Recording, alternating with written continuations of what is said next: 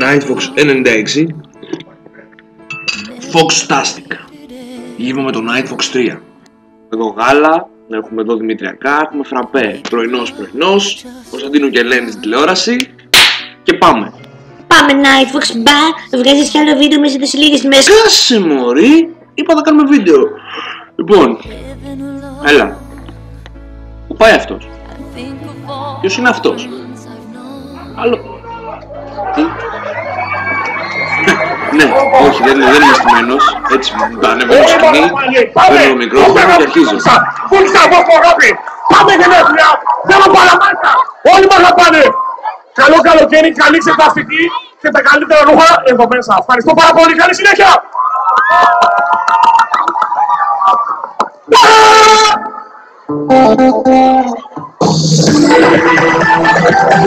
Καλό καλοκαίρι, καλό 15 καλά Χριστούγεννα και χαρούμενο το νέο έτος. Καλές επιτυχίες στους Ανήλες. Δώσ' τα καμπή τώρα!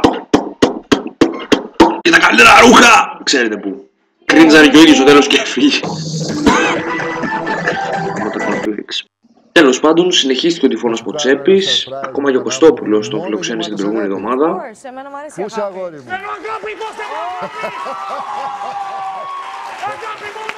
Είστε ένας μεγάλος καλλιτέχνης. Πόσο μεγάλος? Καλά, γενικά το αγαπημένο πράγμα σε αυτό το βίντεο είναι ο τίτλος. Την Τζένια μου, είσαι υπέροχη. Δώστε της αγάπη, το χρειάζεται, είναι στο εσωτερικό. Είναι στο εσωτερικό. Είναι παπάτζα, όπως και όλη η παρουσία του Ποτσέπη. Αρκετά.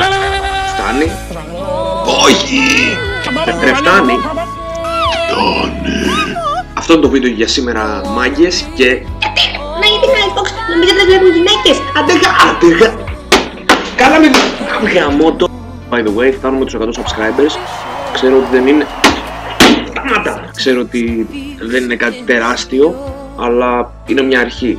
Και όλα αυτά τα προστάμε κυρίως στον Τζορστή που κουβάλει στο κανάλι για πολύ καιρό. Από τα Nightfox Labs και το φραπέ Σιγιασούν. Να δεις κι άλλα βίντεο με κράπη ηχό, ηχητικά εφέ και περισσότερη αγάπη. Κάνε κλικ εδώ, εδώ και εδώ. Και μην ξεχνάς να κάνεις subscribe.